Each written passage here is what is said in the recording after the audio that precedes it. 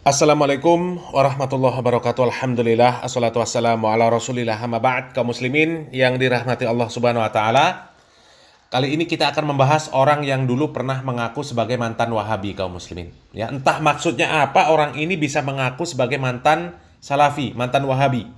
Ya. Padahal tidak ada jejak digital dari orang ini pernah mengisi kajian di majelis orang-orang salafi. Ya, nggak ada.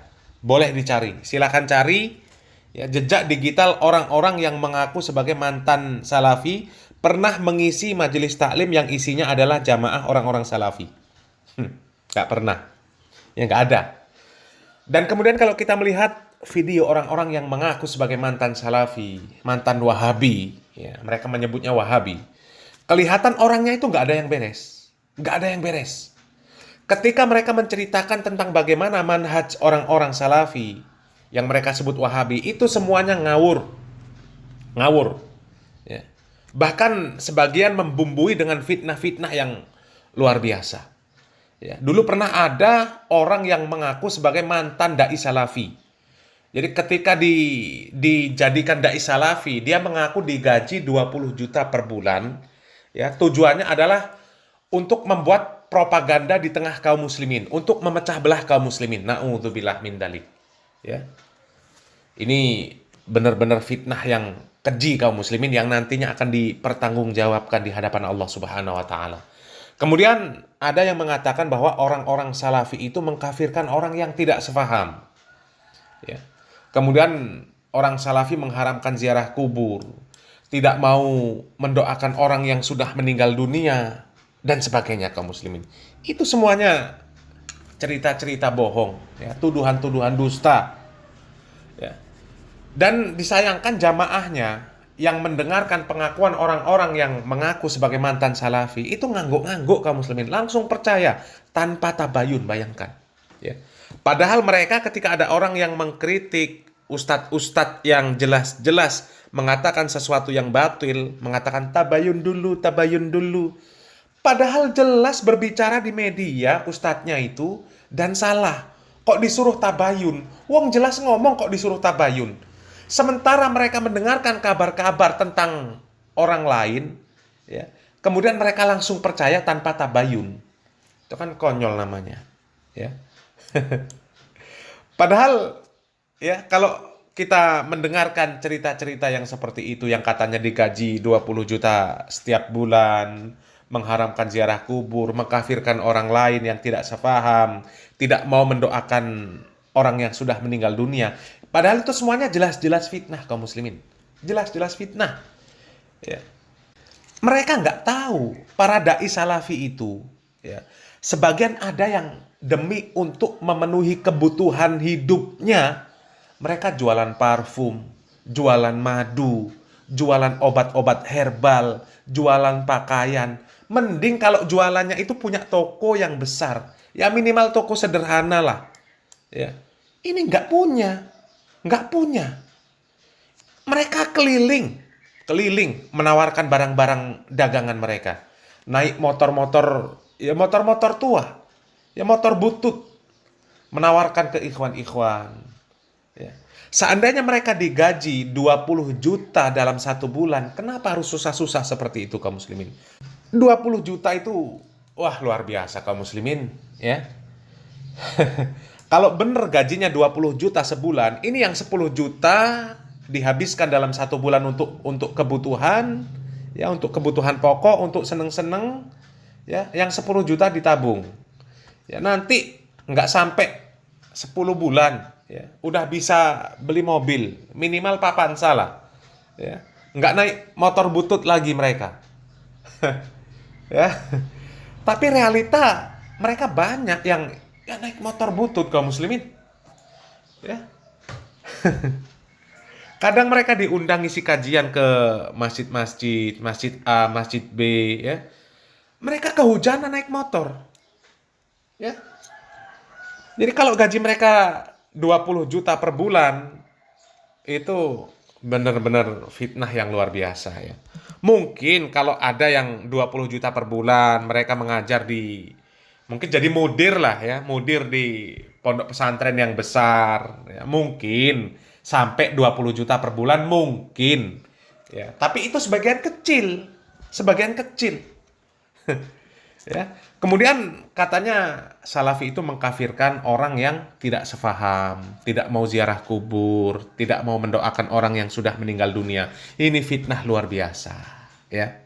Saya pribadi kaum muslimin ya, ini pribadi. Bukan hanya 1 atau 2 kali yang namanya mengimami sholat jenazah, yang jelas-jelas jenazahnya tersebut apakah laki-laki, apakah perempuan, ya terkhusus laki-laki. Mungkin orangnya yang meninggal itu ke masjid mungkin cuman sholat Jumat tok, ya. Dan yang jelas bukan Salafi, ya. Karena jelas semasa hidupnya ya tahlilan iya, sedekah bumi iya, yasinan iya, perayaan maulid iya, ya. Bahkan sebagian lagi ada yang pelaku maksiat, pelaku maksiat. Jadi jelas bukan Salafi. Kalau Salafi nggak mungkin lah ya ikut yang namanya tahlilan, yasinan, sedekah bumi. Ya. Saya pribadi pimpin sholat mayatnya kaum muslimin. Jadi imam sholat mayatnya. Ya. Dan kalau mau berpikir, ya, berpikirlah isi sholat mayat itu apa sih? Ya.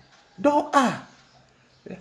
Kadang juga ikut ke kuburan, ngantar jenazah, sekaligus ziarah kubur. Seandainya itu diharamkan, ngapain ikut ke kuburan? Ngapain ziarah kubur? Ya, nggak ada yang mengharamkan ziarah kubur. Ziarah kubur itu sunnah. Ya, yang nggak boleh itu ziarah kubur di kuburan minta-minta. Itu yang nggak boleh. Ya, minta-minta di kuburan sama orang yang katanya wali. Itu yang nggak boleh. Ya. Kemudian di sisi lain juga, ya, sholat 5 waktu. 99%. Ya, saya pribadi sholat di belakang orang yang bukan Wahabi. Ya. Hanya 1 kali dalam 1 minggu jadi imam sholat berjamaah di masjid. Itu pun kalau pas lagi nggak ada uzur. Ya. Pas lagi nggak ada uzur. Kadang pas pergi keluar, ya, jadi makmum di masjid yang lain. Dan nggak pilih-pilih masjid. Pokoknya masjid ya mampir sholat. Lah kalau bener orang-orang Salafi dikatakan mengkafirkan orang yang nggak sefaham, ngapain mau sholat di belakang orang kafir? Kan nggak mungkin kita sholat di belakang orang kafir, jadi makmumnya orang kafir. Ya kita sholat di belakang orang kafir kan nggak mungkin kaum muslimin. Nggak mungkin. Dan sebenarnya kalau mau mikir kaum muslimin ya, orang yang nuduh Salafi seperti itu, sebenarnya dia sendiri yang seperti itu kaum muslimin. Ya, tuduhan itu semuanya kembali ke mereka, meskipun nggak semuanya. Ya, meskipun nggak semuanya. Sebagian besar kembali ke mereka, kaum muslimin. Ya. Minimal, ya mereka nggak mau sholat di belakang orang yang mereka sebut Salafi lah. Yang disebut Wahabi. Dan ini banyak, kaum muslimin. Banyak. Ya. Dulu, ya sering nemui kalau orang Muhammadiyah itu nggak boleh ngimami di masjid-masjid yang jamaahnya mayoritas pelaku yasinan, tahlilan, maulid, dan sebagainya. Ya, kalau orang Muhammadiyah jadi makmum, nggak boleh jadi imam. Ya. Ya, itu minimal seperti itu kaum muslimin. Mereka nggak mau sholat di belakang orang yang nggak sepaham dengan mereka. Ya. Kalau orang-orang Salafi ya, nggak ada masalah sholat di belakang siapa saja. Nggak ada masalah. Ya, selagi jelas muslim. Ya. Dan masjidnya juga masjid-masjid umum, bukan masjid-masjid yang eksklusif, yang kemudian faham lain tidak boleh masuk. Itu nggak ada masalah, sholat di belakang orang yang NU, jamaah tabligh, ya Muhammadiyah dan lain sebagainya nggak ada masalah. Ya. Jadi tuduhan-tuduhan itu sebenarnya kembali kepada mereka, meskipun nggak semuanya kaum muslimin. Ya. Jadi sebenarnya mereka ini maling teriak maling kaum muslimin. Ya. Maling teriak maling. Dan kembali lagi kaum muslimin ya, kita akan membahas orang yang dulu pernah mengaku sebagai mantan Wahabi. Ya, dan orang ini kembali membuat sebuah video ya, berkoar-koar untuk menyebarkan subhat kaum muslimin. Ya, kalau kami analisa ini sedang menyebarkan subhat, menuntun kaum muslimin untuk menjadi orang-orang yang memiliki pemahaman liberal. Ya. Ya, muqaddimah lah ya. Yang dia sampaikan ini adalah muqaddimah bagaimana orang-orang ini bisa masuk kepada pemahaman liberal. Ya. Coba kita simak videonya kaum muslimin.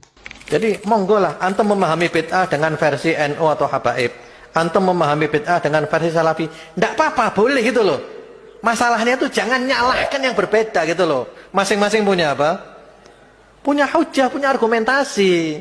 Anda tidak mau bid'ah sama sekali, ikut salafi, tidak apa-apa, boleh. Indonesia negaramu. Tapi jangan ngaco. Ojo ngilong-ngilong wong sing beda kon wara sesat ahlu bid'ah. Itu kon ditamper karo wong akhirnya kon. Karena apa? Kamu tidak bisa jaga mulut masalahnya. Kamu ikut pendapat itu, ikutlah, damailah, nikmati. Masa karepmu? Wong kamu mlebu Kristen enggak apa-apa kon. Wong kamu Kristen aja enggak apa-apa. Di Indonesia kan bebas semuanya kan. Ya jadi masalah itu kamu nyerang orang. Kamu nuduh orang sesat, kamu nuduh orang itu ahli bid'ah, kamu wanti-wanti orang jangan ngaji di dia. Itu masalah. Itu yang bikin kamu dikeplai sama orang akhirnya. Iya, masalahnya di situ sebenarnya. Jadi mau NO boleh, mau salafi boleh, kabeh oleh nih gini. Yang penting apa? Jangan ngaco. Jangan menghancurkan yang lain. Jangan menuduh sesat yang lain. Beda, silahkan beda, memang beda. Tapi apa? Saling menghargai, saling menghormati, lapang dada menyikapi perbedaan. La ilaha illallah. Ini subhat yang luar biasa kaum muslimin ya. Katanya nggak apa-apa kalau mau memahami bid'ah itu versi NU, versi Habaib, versi Salafi, nggak apa-apa. Ya. Mungkin kalau lebih luas lagi kaum muslimin ya, ada banyak pemahaman.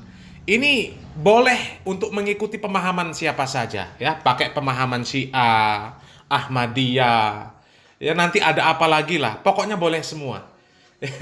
Jadi memahami bid'ah ini, kalau ada 10 aliran dengan pemahaman yang berbeda-beda, maka boleh, mau berbeda 10 pemahaman silakan.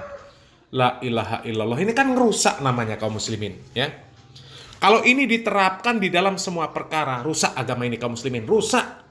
Ya. Padahal Al-Quran dan Sunnah sudah jelas memerintahkan kita supaya mengikuti pemahaman Nabi dan para sahabat.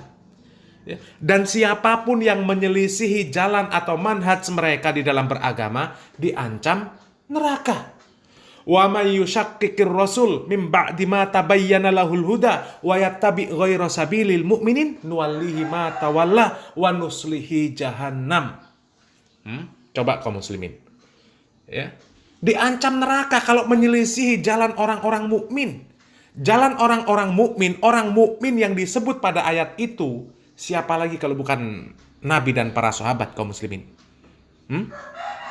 Ya. Menyelisihi jalan mereka dalam beragama diancam neraka. Ya. Bahkan Nabi Muhammad SAW mengatakan barang siapa yang berpaling dari jalan yang benar yang sudah ditinggalkan oleh Nabi Muhammad SAW, yang sudah diberikan petunjuk oleh Nabi Muhammad SAW, pasti binasa. Nabi Muhammad SAW mengatakan taraktukum alal bayda lailuha kana hariha la yazighu anha ba'di illa halik. Aku tinggalkan kalian dalam suatu keadaan terang benderang. Ya, syariat Islam ini ditinggalkan oleh Nabi Muhammad SAW, ya, terang benderang. Lailuha kana hariha, malamnya itu seperti siang. La yazighu anha ba'di illa halik. Tidak ada yang berpaling dari keadaan tersebut kecuali dia pasti binasa. Ya, pasti binasa. Lah ini kok gimana? Sudah jelas-jelas syariat Islam itu jelas. Ya. Kok malah boleh untuk mengikuti pemahaman siapa saja? Yang nggak boleh menyalahkan orang yang berbeda. Ini kan kacau kaum muslimin. Ya. Ini menggiring kaum muslimin supaya membenarkan semua perbedaan. Ya. Perbedaan apa saja boleh. Yang nggak boleh itu menyalahkan orang yang berbeda. Ya. Bahkan sampai ada yang mengatakan apa? Semua yang disembah di muka bumi ini, ya, hakikatnya itu Allah. Ya, hanya menyebutnya saja berbeda. Ya. Ada itu yang sampai mengatakan, kamu pegang Injil, saya pegang Quran. Kamu memanggil Yesus, saya memanggil Allah. Tuhan kita sama, hanya kita memanggilnya saja yang berbeda. Ada yang sampai seperti itu kaum muslimin. Ya. Apakah yang seperti itu kemudian nggak boleh disalahkan? Apakah yang seperti itu perbedaan yang dibolehkan? Ya, tidak boleh disalah-salahkan yang seperti itu. Ya. Kacau kaum muslimin. Ya, kacau. Kalau nggak boleh saling menyalahkan hanya karena alasan mereka juga punya argumentasi, punya dalil. Itu aliran sesat punya argumentasi semua. punya dalil semua. Orang-orang Syiah, orang-orang Khawarij, Mu'tazilah, ya thariqah-thariqah yang sesat, ya Naqsabandiyah, Qadariyah, punya argumentasi semua, punya dalil semua. Si Wildo, Mr. TM, Lia Eden, ya Ahmad Musadek, ya Mirza Ghulam Ahmad. Kemudian Mbah Benu kemarin yang Idul Fitri dan Ramadan itu lebih dulu, ya. Pimpinan aliran sesat Aulia. Itu punya argumentasi juga. Kemudian yang kemarin yang membolehkan masjid dipakai untuk biksu beribadah. Ya. Mereka juga punya argumentasi. Bahkan orang yang nggak sholat, nggak nutup aurat, mereka juga punya argumentasi. Argumentasinya apa? Yang penting hatinya bersih, hatinya baik. Ya. Buat apa sholat? Buat apa zakat? Buat apa puasa? Buat apa nutup aurat pakai jilbab yang besar kalau hatinya busuk? Coba. Punya argumentasi mereka. Ya, kalau alasan mereka punya argumentasi kemudian tidak boleh disalahkan, ya semuanya itu boleh, nggak boleh saling menyalahkan, ya kacau kaum muslimin, ya kacau. Dan kalau kita menyimak penjelasan Bapak Hadromi tadi, ya itu sepertinya bijak, ya bijak banget kaum muslimin, tapi sesat. Ya, ini sok bijak tapi menyesatkan.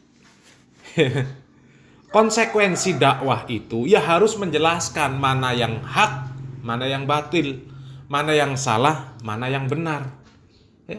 Mana tauhid, mana syirik, mana sunnah, mana bid'ah, mana ibadah, mana bukan ibadah, mana taat, mana maksiat, mana yang hak, mana yang batil, mana yang benar, mana yang salah. Itu konsekuensi dakwah. Lah kalau nggak boleh menyalahkan, ya, nggak boleh menyalahkan yang salah, yang menyelisihi pemahaman Nabi dan para sahabat, menyelisihi pemahaman para ulama salafus soleh, yang nggak usah ada dakwah sekalian, biarkan mereka bebas memahami Al-Quran, memahami hadis dengan pemahaman masing-masing. Ya, nggak ada dakwah sekalian. Ya, biarkan mereka memahami sendiri, biarkan mereka mengamalkan apapun sesuka hati. Ya, termasuk ya Pak Hadromi sendiri nggak usah dakwah. Ya. Karena di dalam dakwahnya juga menyalahkan satu pihak, membenarkan pihak lain. Ya itulah konsekuensi dakwah. Ya.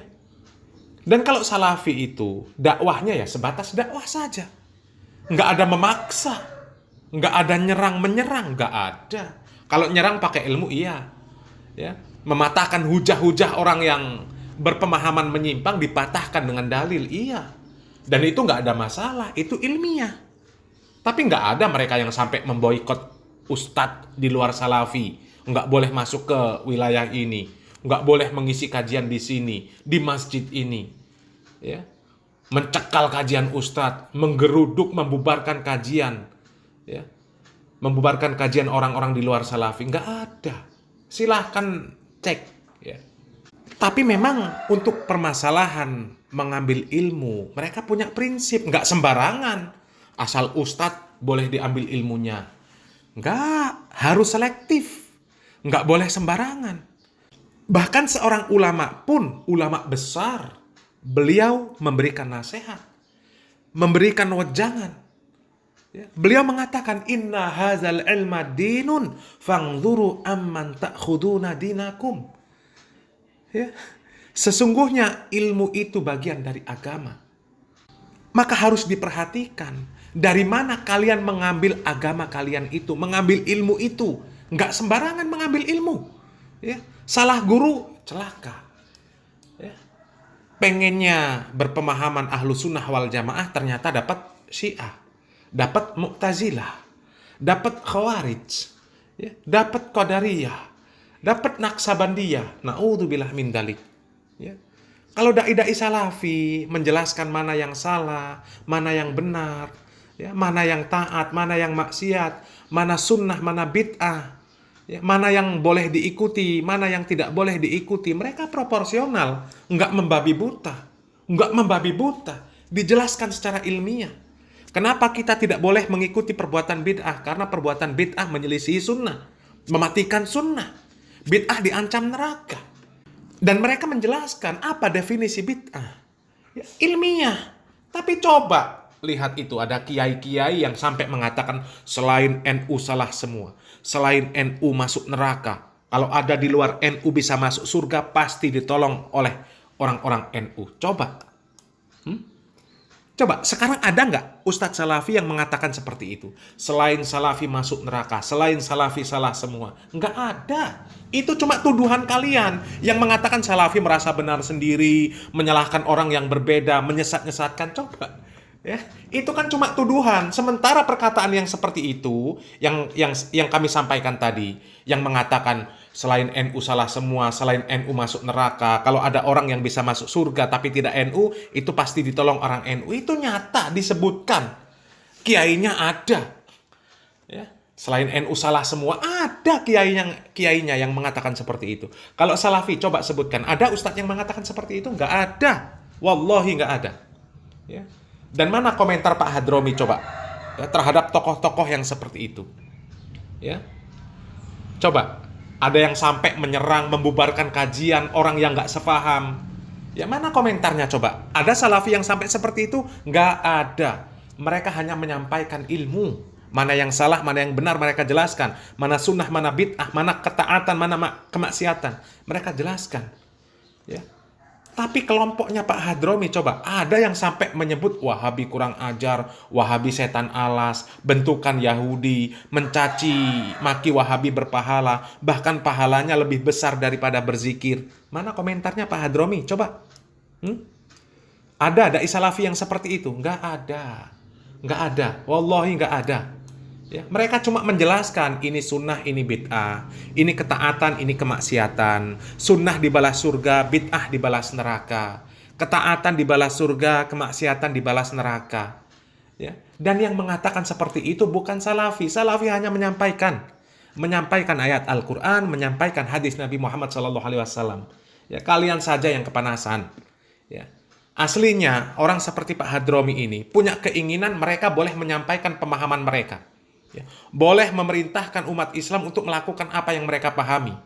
Akan tetapi Salafi tidak boleh berdakwah menyampaikan bagaimana pemahaman Nabi dan para sahabat. Ya. Mereka boleh menyampaikan supaya jamaahnya ikut yasinan, tahlilan, maulidan, solawatan sambil joget-joget. Ya. Ya.